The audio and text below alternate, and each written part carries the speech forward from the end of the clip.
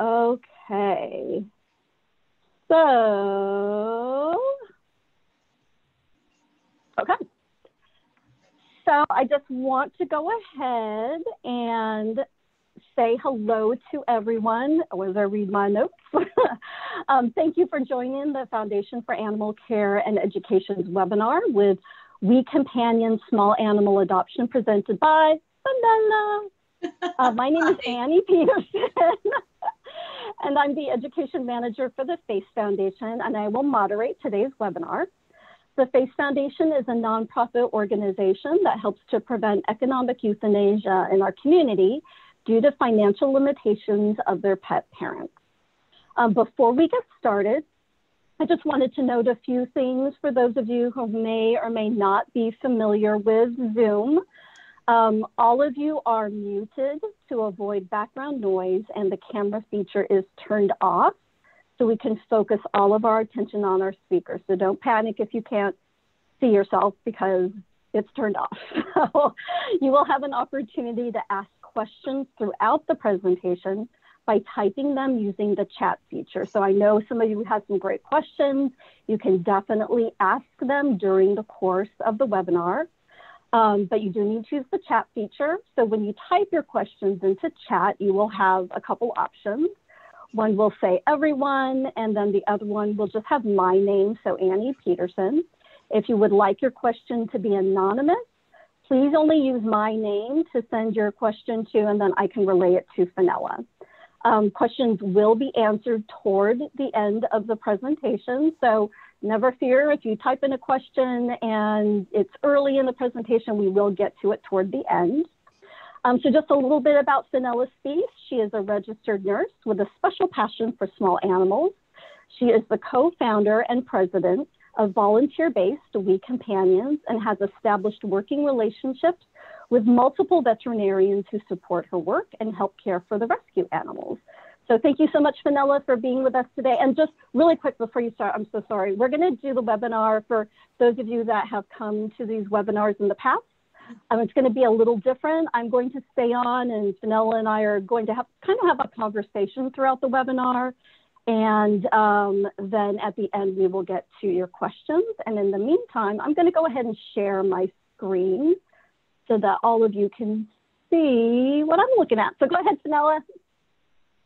Well, hello, everyone, and thank you so much for joining us. Thank you to Fleece Foundation for honoring me today and allowing me to talk about my absolute favorite subject, which is about small exotic pets or rodents, pocket pets, whatever you call them.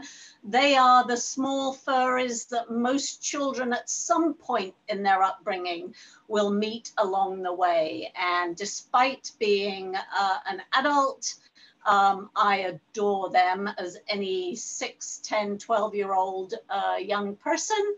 So I'm happy to talk about them. That's great. Well, so just on a personal note, I know there are a couple of people who have joined the webinar who know me, and you know that I am a true blue fan of small animals. And right now, my husband and I have guinea pigs. I have a chinchilla. But I wanted to start, Fenella, by having you talk a little bit about rats, because they're also very, very awesome small animals that not a lot of people are super thrilled about. So I thought maybe you could talk a little bit about rats. Right. And Annie, I'm so glad you started with rats. Let's really jump in with the creme de la creme here of small animals, which are the rats, probably the most misunderstood pet that anyone could acquire. But, you know, when you fall in love with a rat, you're usually hooked for life. Rats make wonderful pets. I'd like to repeat that, but I'm not going to, but they do. That is the reality, and they are so misunderstood, underrated. for dog and cat people, I equate rats with being almost like miniature dogs. They are obviously much smaller. They are equally as intelligent. They bond to people just like dogs do. They respond emotionally to people. They have also been used many times as, you know, emotional support animals. They have been used as medical alert animals. And of course, because they're so sensitive to things, they're actually working rats. And if anyone's done some research about the rats in Africa who detect the explosives that are under the ground, I mean, they just have such amazing instincts in them. Sadly, they are misunderstood, and I don't know why we ingrain this fear about rats, especially with our children. And you learn more about people when you're in love with a rat than you ever do about the rats themselves, because people will react instantly when you mention rats. And of course, being in the world of rescuing rats, we hear a lot about people that react very negatively. They have a set view in their minds that these are the scary, aggressive rats that Hollywood has often portrayed them to be. And that's the impression that people have got, and that's the impression that they still have, and it's hard to break that impression.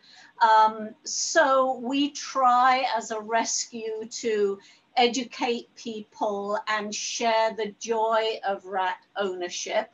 Of course, we are blessed with knowing many rat lovers. And sadly, because rats don't live an awful long time, a lot of the smaller rodents don't live very long. If you have a rat that lives 2, 3, or maybe just slightly over 3 years, you have done well, because that's the average lifespan of a rat. And if you talk to any rat lover about the downside of having rats, is that you don't have them for very long, and they are a huge part of your life. And despite being very small and only having that small window of time with you, the loss is great when you have a great pet rat and you lose them. So, you know, they are the big rodents that are so misunderstood. And I think what is very interesting about rats is we had a volunteer many years ago who was retired, elderly, had an open heart to all small animals, had never had rats before, decided to help us with rats. And she was so overwhelmed with how wonderful having rats were. She used to tell me, you know, these are the perfect pets for seniors. They don't need to be walked. They don't need to have annual shots and that kind of thing. They are easy to transport around. They can be trained to sit on your shoulder or sit in a little cuddle sack that you carry around.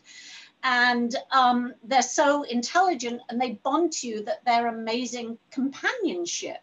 So for a senior person, they do make very excellent pets. I think they're very underrated in the pet world. And look at those faces! Oh my goodness! Yeah. So you were mentioning a few moments ago about how smart they are, and so just in my years of experience, you know, teaching, working with kids and working with animals, you know, as you can see in the video, that they can be. Are you able to see the video, Fenella? I just want to make sure before. Yes, I can see them playing basketball beautifully. Yeah, they're doing a great job. They're not only scoring points, but they're scoring amazing treats. By the And a couple of them are even like, get out of the way, it's my turn with the ball, because as you can see, they're getting treats. So, Yes. so yeah, so that's something too about rats. And you had mentioned how great they are, you know, as a senior pet, or as pets for seniors. I mean, what a great way to fill your day. Do some basketball training with rats. Fenella, what do you think is the best? Like, for example, with this video, we're looking at a group of 3. What do you think is a great number in terms of if you're going to get a rat? Oh, this one just hopped. He was so happy. Let's look at that again. I like groups of 3 because if there is a loss of one of them, then a third one can be introduced. There's constantly a group together. If they get along well, 3 is great. If you can house 3, if you have adequate large cages and housing for them, that's great. We do occasionally see rats who do not play well with others. I'm not sure of the reasons why. Sometimes it's just chemistry with them. But we have had rats in the rescue who just don't play well with other rats. But guess what? They are a fantastic human lover. So for their human companion, who, for example, and very relevant in these days, is a stay-at-home worker, or as I mentioned before, is a senior that does not have to go out to work and leave them for extended periods of time. What an amazing companion, you know, what an amazing companion. But I think on the whole, rats are social, and they usually love to live in these little groups. And they can play basketball. I love that so much. So I wanted to talk to you a little bit about another kind of animal that I think there are some misconceptions about, because they are on, oh, I got my photos kind of mixed up, but whatever, we'll talk about this guy. Why not? So I'm going to go back and talk about that other animal in just a few minutes, but let's talk a little bit about these guys, just because they're a little misunderstood in type of, in terms of what type of, you know, they'd be a great pet for kids or something like that. I think that for any person, there is a right small animal. And whether it ends up being a rat or a chinchilla or any of the other ones we're going to be talking about, if that is the animal that excites you and you love and there is a connection with, then that's the pet for you. The chinchilla does offer us a few additional challenges. They are the longest living pet that we are involved with. And they live sometimes 20 plus years. That is a long, long time. And so if you have a child of 8, 10, 12, or 14, you know, around that age bracket that says, hey, I want a chinchilla, you really, as a family, have to consider, okay, so now you're 10. So say this chinchilla does live 20 years, because let's work on the basis that if you're acquiring a pet, you are acquiring that pet for life. You're going to go through high school sports or musicals or what have you, college, and what comes after college? You know, usually employment, sometimes marriage. There's lots and lots of changes going on in someone's life, you know, as a youngster, a teenager coming into adulthood. And so what is your ability to commit to that pet? Is it a child's pet that once the child goes off to college, a new home will be found? Or is it the family's pet that the chinchilla will continue to live in the family home? That is one of the big challenges with chinchillas, is the length of time that they live.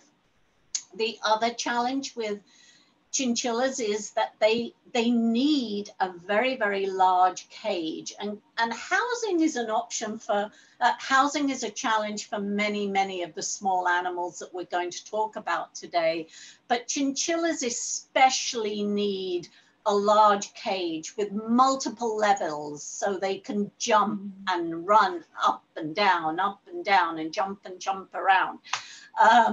And they need to come out, and they need to have a lot of exercise. They have an awful lot of energy. They're more nocturnal than anything else. So please make sure, you know, you're a person that's awake after 9 o'clock, because that's when they are most active. So they need a very large cage. And the thing that we talk a lot about here in California may not be appropriate to some people is their environment needs to be kept to a very cool temperature, the low 70s. And that's not always easy, and not everyone can provide that kind of cooling. And you might think, well, it only gets 80 degrees, 90 degrees a couple of days a year or a couple of times a year. Well, that might just be way too much for your chinchilla. And the heat issues are cumulative. So once that animal has survived the first day of 90-degree weather, it does not matter. It may not survive the second degree because it just gets harder and harder for them to cope with the heat. So long life, large cage, must be kept cool. And chinchillas are fabulous pets. They're wonderful. They're interactive. They're incredibly sensitive. They bond to people. They're very sensitive to the environment, and they're sensitive to changes. And wrong animal. Sorry. They're not always the cuddly, calm pet that some people expect. They're so cute and they're so soft. They're just like an amazing plush, expensive toy. But they're not always cuddly. They're not always the type of animal that's just going to sit and hang out with you. So you also have to understand what is their normal behavior, and is that going to be okay for you? Are you going to love them if they never want to come and actually cuddle and sleep on your lap? But just enjoy jumping around you and may jump on your shoulder, jump on your lap, may take a treat. Is that going to be enough for you?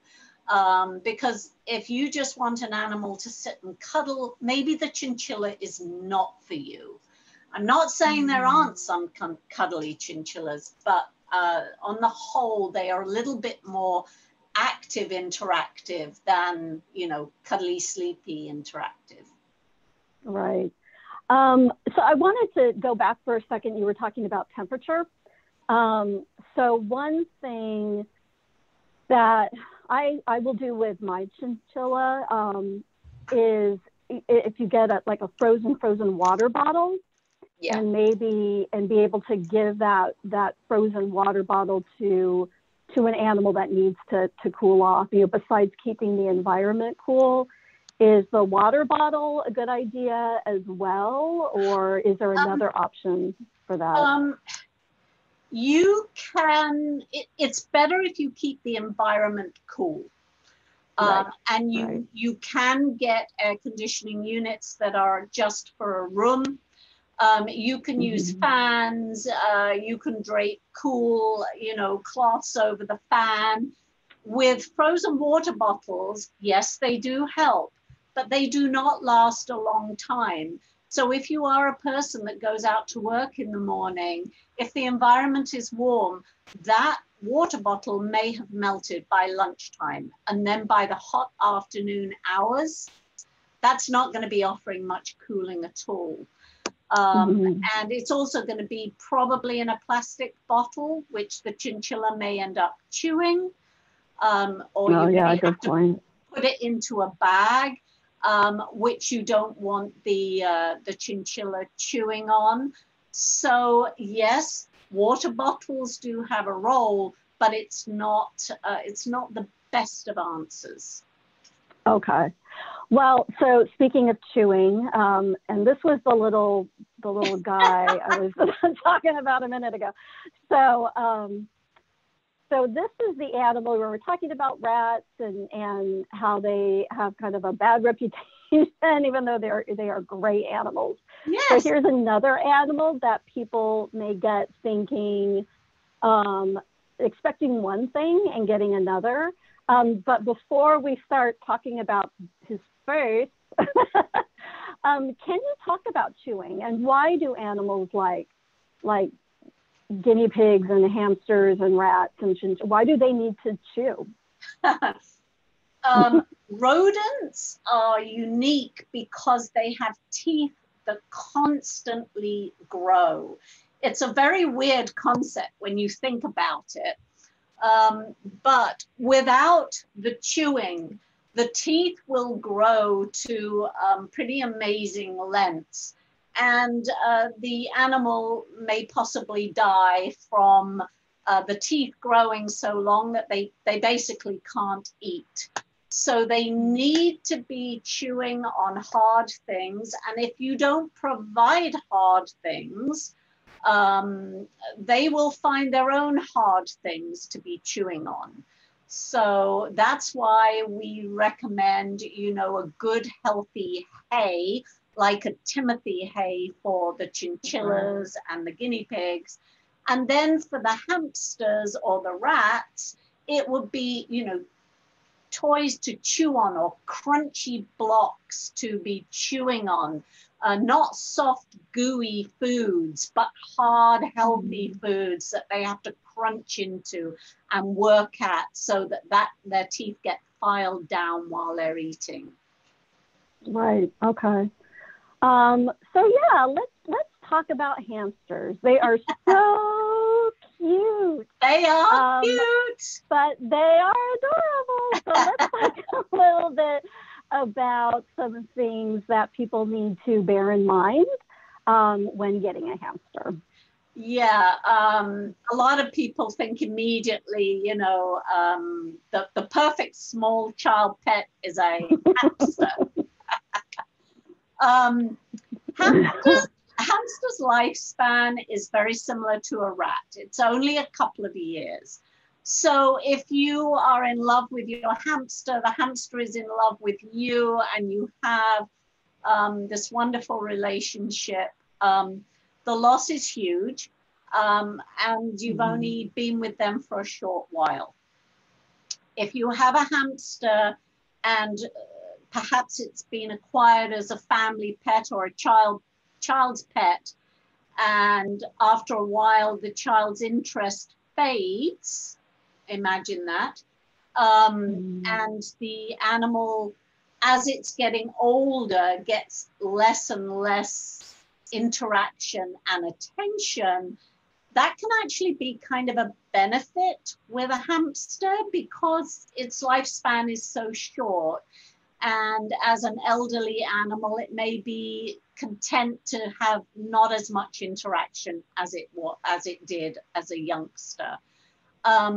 So their short lifespan is good. I'd never want to call any of these animals starter pets because each of these species is a unique pet in its own way. And, you know, just because you start off enjoying a hamster for a while does not mean that you can then graduate onto having a dog or a cat.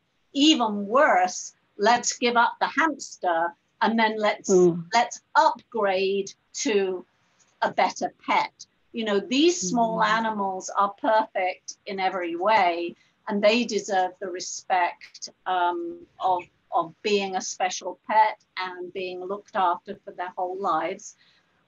So hamsters, and there's many different species of hamsters. Don't let me get sidetracked, but there's many different species of hamsters, and each species have its love bugs that just seem to be sweet from the very start.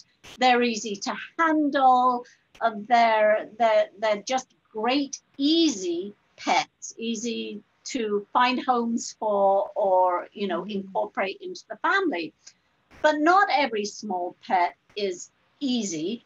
And they do have a few challenges. They're very small and we're very big. So it can be scary for us to be reaching into cages to pick them up.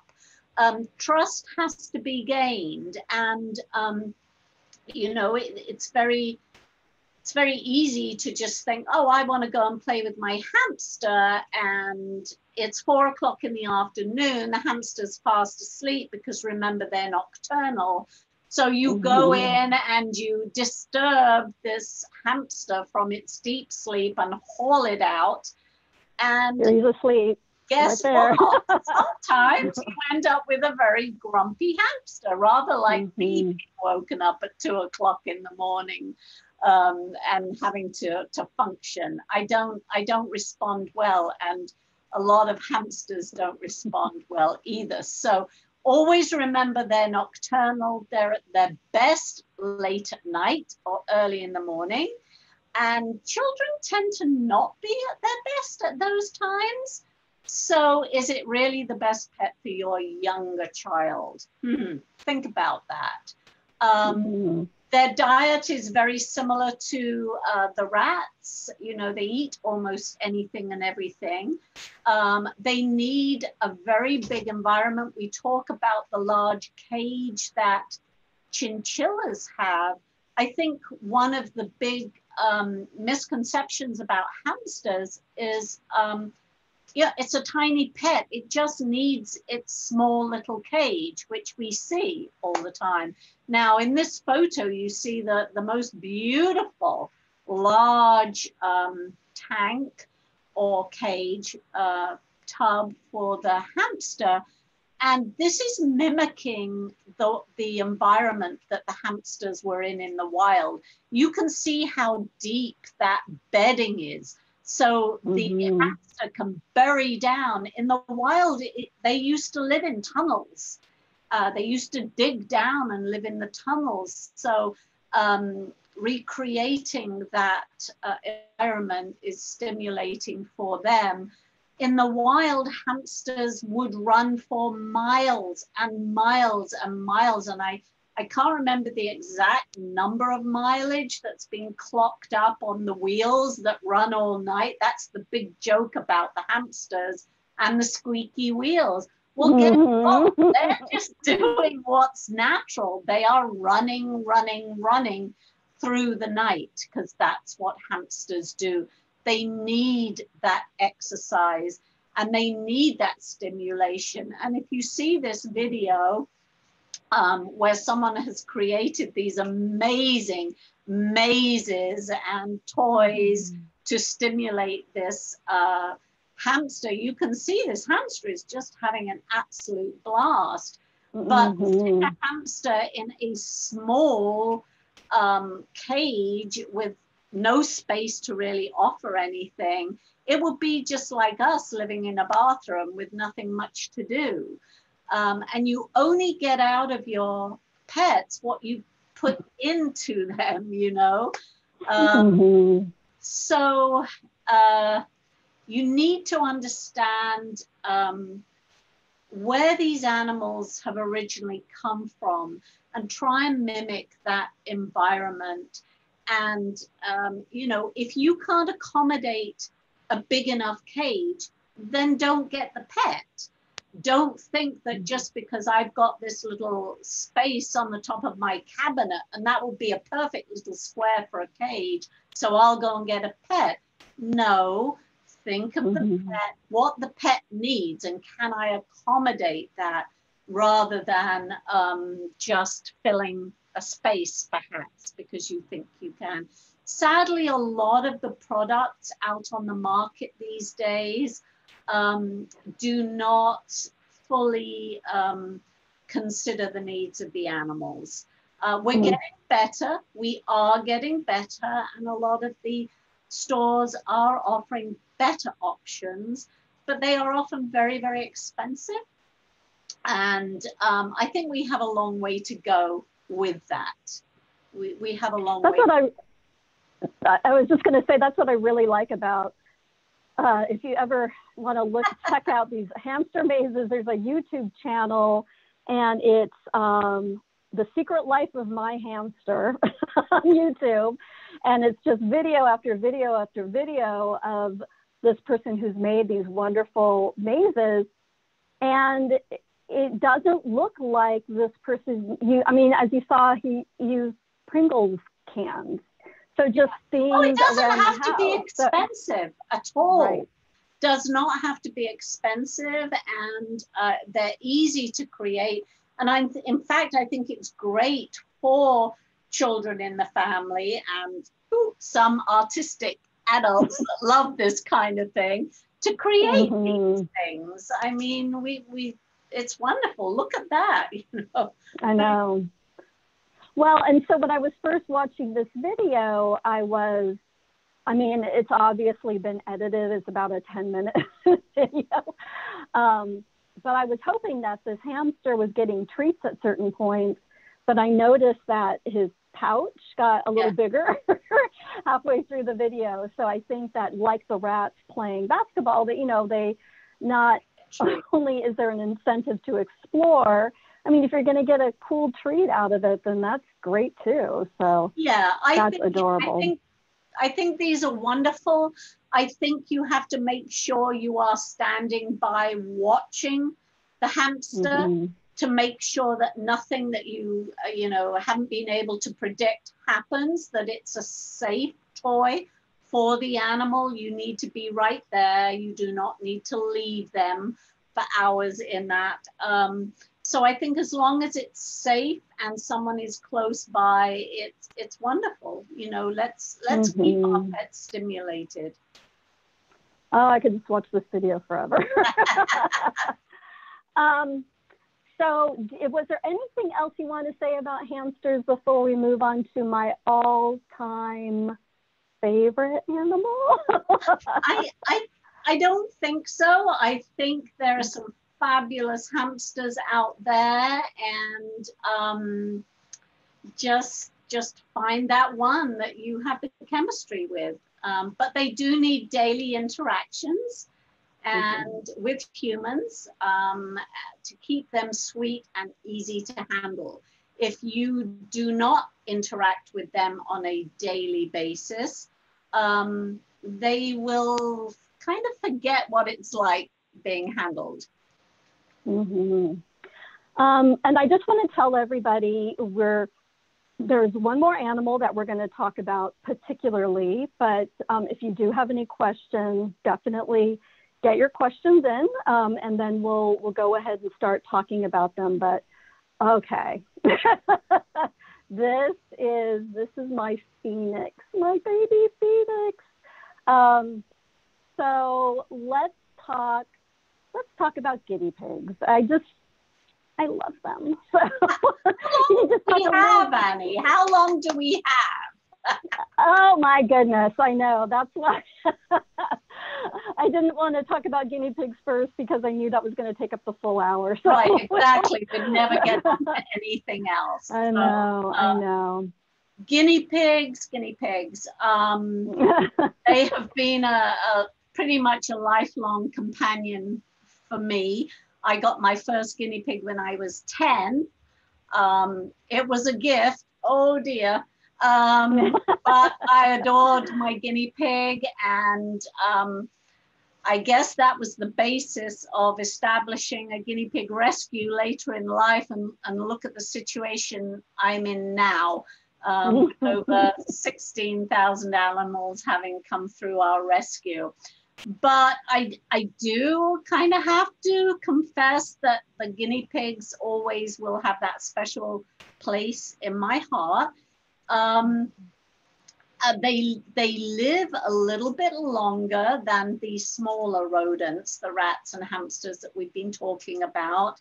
The average is 5 to 7 years, but with better veterinary care these days, a better diet, better living conditions, better education, we're seeing animals that are coming in at 7, 8 years old. I had one that passed last year of 9, And I've heard of older ones as well. So they are living longer and longer, which is very nice for those people who love their guinea pigs and want a pet for that length of time. Sometimes people just read that guinea pigs make great pets for children and they don't realize how long they live. So they acquire the guinea pigs, not quite realizing that it's going to be up to possibly a 6, 7, or 8 year commitment. So as with acquiring any pet, please do the research as to lifespans, the habitats that's needed, the diet that is needed, and the everyday care that is needed. I love this photo because this pig is so relaxed. Look at his little foot all kicked out like that. Absolutely, yeah. That is a relaxed pig. Something that, that came up for me though when, Fenella, when I was looking at this photo, and you were talking about housing and the best environment for these animals, why is it a good idea to have a floor like this, or just a solid bottom as opposed to a cage bottom for, a wire bottom for these animals? Well, guinea pigs require a flat bottomed cage because if they're on wire, wire is often designed for example, a rabbit that has a very large foot. Guinea pigs have small, delicate feet. We just saw that one sticking out. And they can easily get trapped in the small holes of the wire. And for a little soft foot like that, being kept on wire, it can actually be quite hard on the feet and cause some foot issues for them. So we always recommend that the bottom of the cages be flat and solid. Oh, look at that, isn't she? I know. She's adorable. So we recommend the flat and solid and large. I don't think people realize that to have one guinea pig, it's generally recommended they have 7 square feet of space. And with every go back to that photo. With every extra guinea pig that you have to add on at least a couple of square feet. So, for 2 guinea pigs, you're talking a minimum of about 8 square feet on one level, generally. The animals like the chinchillas and the rats are great with climbing up and down different levels. That's what they're designed to do. Guinea pigs are not. As you can see, they're not quite physically as flexible. They're potatoes. They are potatoes, and when you have your potatoes, you have to keep them on a flat level. If you do use ramps, they cannot be at such sharp angles as is used for the rats. You can have a second layer, a level for the guinea pigs to climb up, but that ladder needs to be solid, and yes, it cannot be at a high angle. So a lot of people don't realize the space that is needed to keep your guinea pigs in a healthy environment. So you had mentioned, this was one of our pigs, she's a little Texel.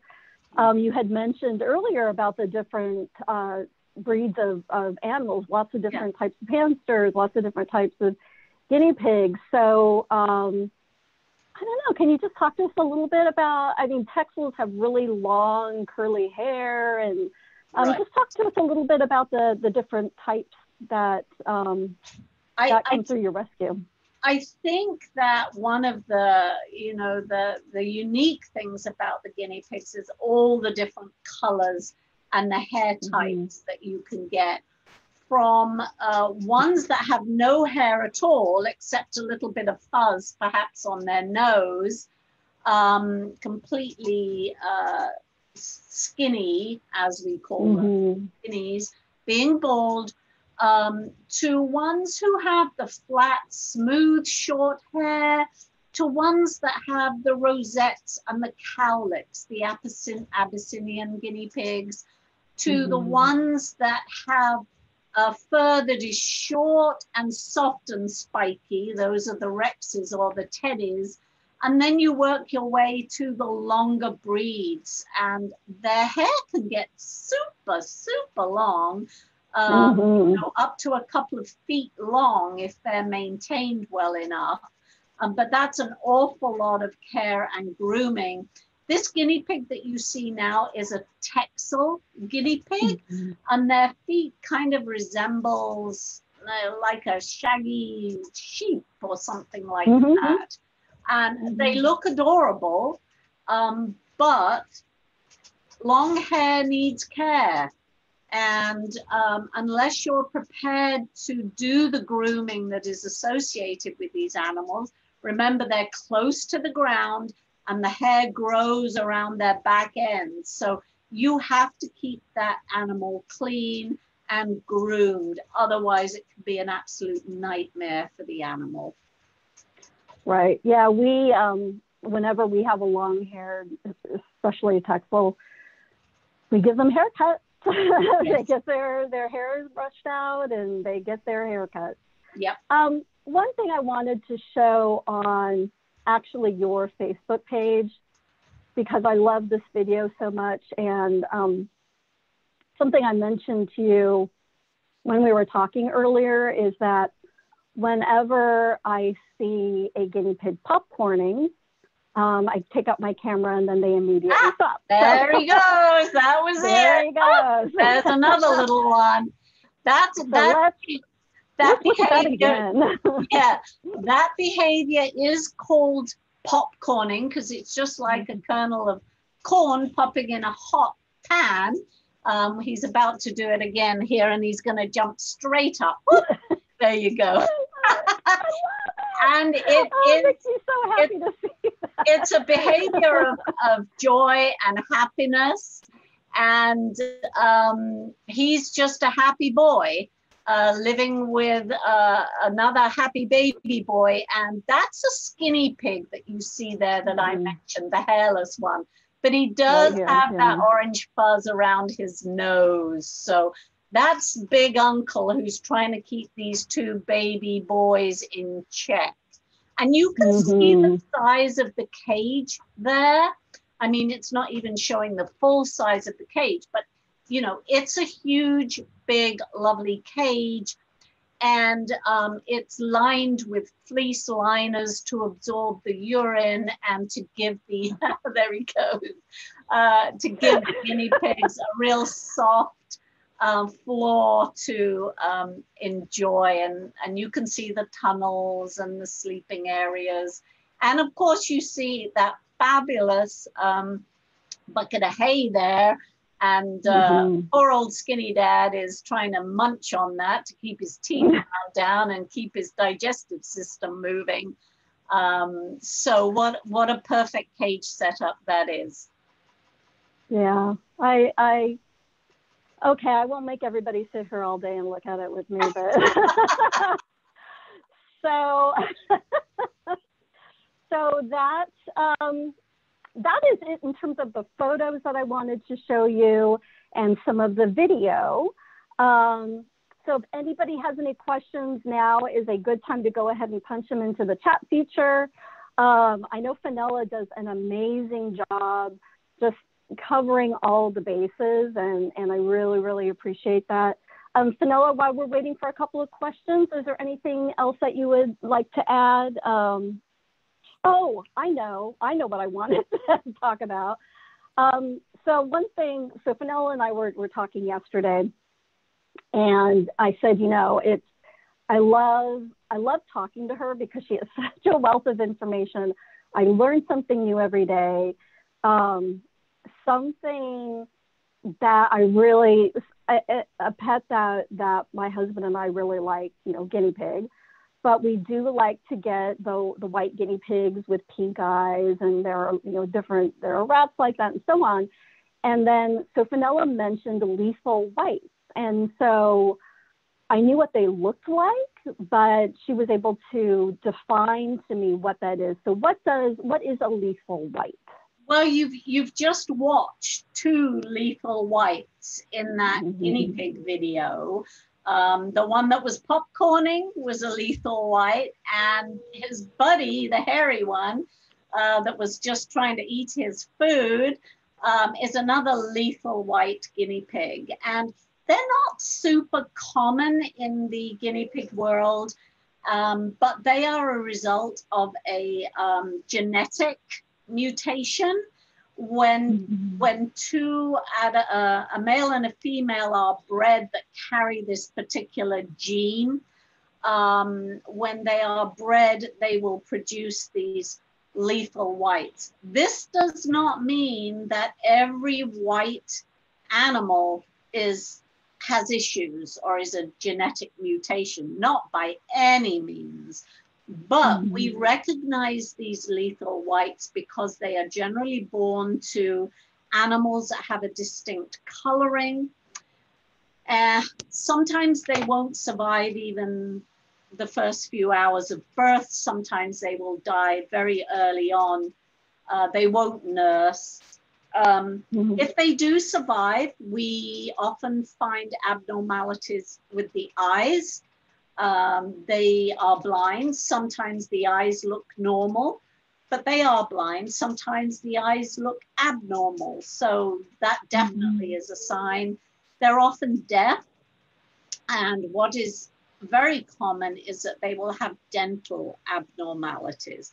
And there really hasn't been enough research yet. Years and years gone by in the breeding world, they were known to breeders. And because they were a mutation, generally, they were culled. As soon as they were born, they were culled. But we are seeing more and more now being kept as pets, these high functioning, as I describe, lethal whites, the ones that can eat, and although despite being blind and deaf, seem to lead very happy, active lives. So if they can be taken care of by people who love them, we see them more and more, and we're learning a little bit more about them. But definitely more research needs to be done. And we do not feel comfortable adopting out animals like that because they need regular veterinary care. So we are just hanging on to those two boys as ambassadors right now, so we can monitor their health. Rescue work isn't always about rescuing and then finding a home. Sometimes certain animals need that special care and they remain within the rescue, so they have access to that veterinary care for the rest of their life. That's good to know. That's good. So we do have a question. So how often should you wash the fleece lining on the bottom of their cages? I use the commercial Carefresh, but that gets very expensive since they pee a lot. Yes. And people will often ask me about, well, what's the best kind of bedding? And my question is, it's what suits you the best. There is no doubt that the fleece bedding is much more economical in the long run. Because if you're using bedding that you're disposing of, whether it's a wood bedding or a paper pulp bedding, it's disposed of. And so you're constantly having to buy new, and you appreciate this is not cheap, and it gets expensive, especially over 6 to 8 years. So the fleece liners are definitely more economical. How sensitive is your nose? Can you afford the initial outlay of the fleece? The fleece liners need to be cleaned when they start to have a slight odor, or even just before. Are you comfortable putting the fleece liners in your own washing machine? Or does it mean you're going to have to go out to the local laundromat, and how long will that last? If you can afford the initial outlay, you're willing to do daily cleanups of perhaps with a dustpan and brush, just going and cleaning up the solid matter. And then once every few days, you then rotate your fleeces round. You take out the dirty ones, you put the clean ones in. And I think that's down to how sensitive your nose is. People have different sensitivities. Some people would want to do it every 3 days. Some people would be okay with every 7 days. And so that would be up to you. There are people I know that have the fleece liners and they would not do anything else. Some people have tried the fleece liners, but then have said they just don't like to put the dirty fleece in their washing machine, or it smells. Well, also, if you use white vinegar in your laundry load, that actually takes out the odor of the urine. So, good laundry and using the white vinegar, changing frequently, being able to afford that initial outlay for the fleece, I think it's a great option for many people. But if you try it and you absolutely hate it, then that's not for you. Right. White vinegar has become a very good friend of mine. Just, the miracles of using white vinegar on things. Yeah, another thing that some people will do with they will have a large fleece on the bottom, and then they will have small fleece squares or circles in the high activity areas. They have a stack of them. So they'll pull those out on a daily basis, and that's a smaller piece of fleece to wash, and then just do the bigger fleece every 5 to 7 days. And that will save you a lot of laundry if you use smaller pieces. But it's not just a piece of fleece thrown in the cage. You have to have an absorbent layer underneath. There's lots of information. Give me an hour to talk about fleeces. I know. So we do have another question. So speaking of fleece linings, are they appropriate for rats? Or would the chewing make that less economically friendly? The rats would enjoy the fleece, but they will probably chew the fleece. So if you want to spend, that money and accept that they will eventually get chewed up, maybe chewed up so that the rat can go inside the piece of fleece with the middling there, that's okay. The rats would certainly enjoy it. And I think it's nice to have fleece or a soft material on the shelves of a rat cage if it's wire. I do. I just think it's a human thing. We like to think of our animals being pampered, and what's better than a nice flannel or a soft fleece blanket to lie on. Yeah. The first time I got rats, I got each of them a small little hammock, because in my mind, I have 3 rats, so they'll have a hammock each. But except all 3 of them like to be in one hammock. And so I noticed that with all 3 of them in the one hammock, they did start chewing a little hole out the other side, and it was fleece, and they were fine, and it was fun for them. So. Yeah. Most of them will chew. Sometimes they won't chew.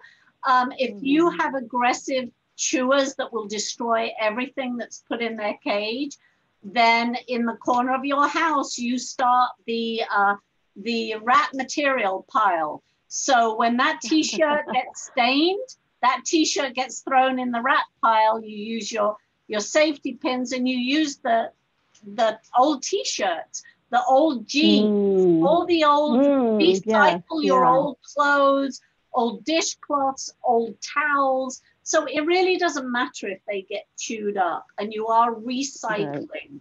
So if you have aggressive chewers, then you might want to think twice about spending a lot of money on that fleece, but there's plenty of other options. Well, and it goes back to creating enrichment for animals, and you don't have to go out and spend a bunch of money. You can just recycle all of your items. Yeah. So thank you so much, Fenella. Our time is just about up. I just wanted to thank you again. You're definitely my go-to person with small animals. And just to let everybody know that I'm going to send out an email with the recording. We do have this recorded, so if you want to look at it later, or if there's somebody you know who might be interested in watching this, you can. There will also be a survey for you to fill out. If you have any questions that you want to have Fenella answer and you didn't get a chance to answer them today, my email address is admin, ADMIN, @4pets.org. And this is our last webinar for 2020, but we will start again in 2021. And just thank you, everybody. And thank you, Fenella. And everybody have a great and safe holiday. Yes, absolutely. So, thank you. Bye. Bye.